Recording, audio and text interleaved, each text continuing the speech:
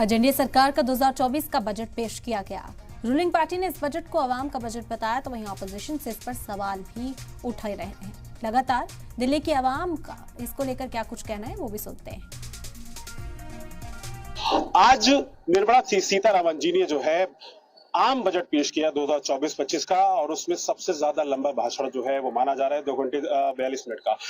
आज किस तरह से युवाओं को पूरे देश में उनको उम्मीदें थी इस बजट से कि उनको रोजगार, जिस तरह से पूरे 10 साल देखा गया है कि रोजगार बेरोजगारी की आवाज जो है वो जगह जगह से बुलंद होती आ रही है। लेकिन इस वक्त मैं मुखर्जी नगर में मौजूद हूँ, कुछ नौजवानों के साथ मौजूद हूँ कि इस बजट के आने के बाद से उनको क्या उम्मीदें थी और कैसा लग रहा है। मैडम क्या नाम है आपका? मेरा नाम अंकिता पाहुजा है। आप बताइए कैसे आज के बजट को कैसे देखते हैं? सो बेसिकली सबसे पहली चीज जो हर एक एज ग्रुप के लिए सबसे इम्पोर्टेंट होता है, ठीक है, आजकल के, बिकॉज हम उस प्रोडक्ट के बिना आजकल हम सर्वाइव नहीं कर सकते, वो है मोबाइल फोन्स। ठीक है, तो मोबाइल फोन्स में अगर हम देखा जाए तो ऑब्वियसली रेट्स में रिडक्शन हुआ है, चार्जर्स केबल्स में रिडक्शन हुआ है, फिर गोल्ड प्राइस जो अब वी ऑल नो कि कितना हाई प्राइसेस हो गए हैं गोल्ड के, उसमें भी रिडक्शन, एक्साइज ड्यूटी का रिडक्शन होने वाला है। So let's hope for the best. So I mean यही। बिल्कुल, आप एक सवाल और लेंगे सर आपसे, वो जानना चाहते हैं कि जिस तरह से बेरोजगारी की आवाज थी उसमें 2 लाख करोड़ जो है सरकार देने की बात कर रही है, 1 लाख युवाओं को जो है मतलब इंटर्नशिप के तौर पर जो है वो पैसा देगी, सैलरी देने की बात कर रही है। कैसे देखते हैं इस तरह? ये बहुत अच्छा स्टेप है जो हमारी गवर्नमेंट ने उठाया है, और खासकर हमारी जो फाइनेंस मिनिस्टर निर्मला सीतारमण जी जो है उन्होंने बड़ा अच्छा स्टेप उठाया है, जिससे कि जितने भी बेरोजगार लोग हैं, जितने भी फाइनेंशियली जो साउंड नहीं है, उन्हें काफी हेल्प करने वाला है। तो मैडम आपसे एक सवाल ये है कि जिस तरह से महाराष्ट्र में भी देखा गया और जगहों पर भी देखा गया कि जब नौकरी की बात आती है तो कहीं पर 10,000 वैकेंसीज होती है तो उसमें लाखों लोग जो है आवेदन करते हैं। लेकिन आज के इस बजट के बाद क्या उम्मीद है आपको, नौजवान उसे कैसे देखते हैं? सो बेसिकली अगर मैं बात करूँ एम्प्लॉयमेंट की, तो एम्प्लॉयमेंट जो बेसिकली सैलरीड एम्प्लॉयज है उनके लिए तो दिवाली से पहले ही दिवाली बोनांजा टाइप्स आ गया है। सो बहुत अच्छा, जितने भी टैक्स रिलैक्सेशन अभी प्रोवाइड किए गए हैं, जितने भी वेजेस पे टैक्सेस लगते थे वो सारा रिलैक्सेशन उनको प्रोवाइड किया गया है। जैसे 3 लाख का अगर हम देखें, अप टू 3 लाख कोई भी टैक्सेस नहीं पे करना है ना। 3 to 7 लाख जो है आपको 5% पे करना है, 7 to 10 लाख पे 10% पे करना है।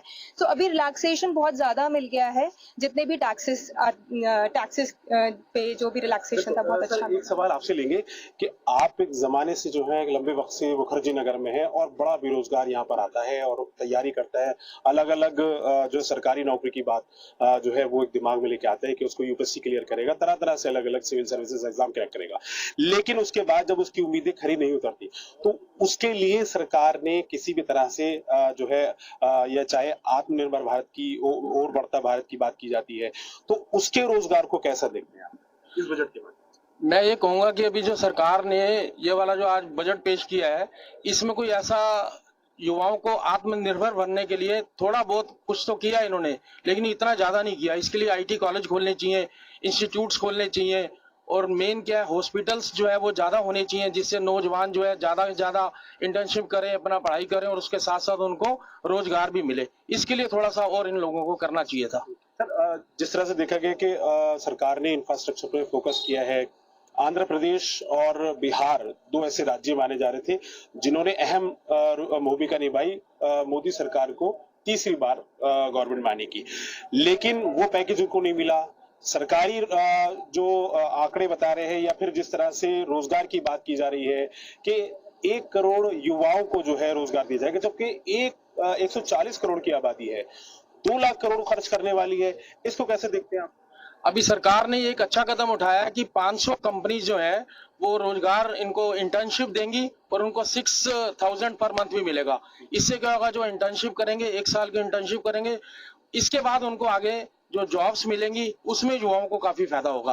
तो कुल मिलाकर ये अच्छा बजट है, युवाओं के लिए अच्छा है, आत्मनिर्भर बनेंगे और आगे अपना रोजगार लेंगे, और एम्प्लॉयमेंट भी जो है अच्छी मिलेगी उनको। बिल्कुल मैडम आपसे सवाल ये है कि बेरोजगारों को कैसे देखती हैं और रोजगार आगे, चूंकि पिछले 10 साल विपक्ष ने लगातार आरोप लगाया है कि रोजगार नहीं मिले युवाओं को और वो बेरोजगार रहे, आप कैसे देखती हैं इस बजट में कि क्या रोजगार मिलेगा? क्या वो अपनी तरफ से जो है सरकार ने कोशिश की है क्या?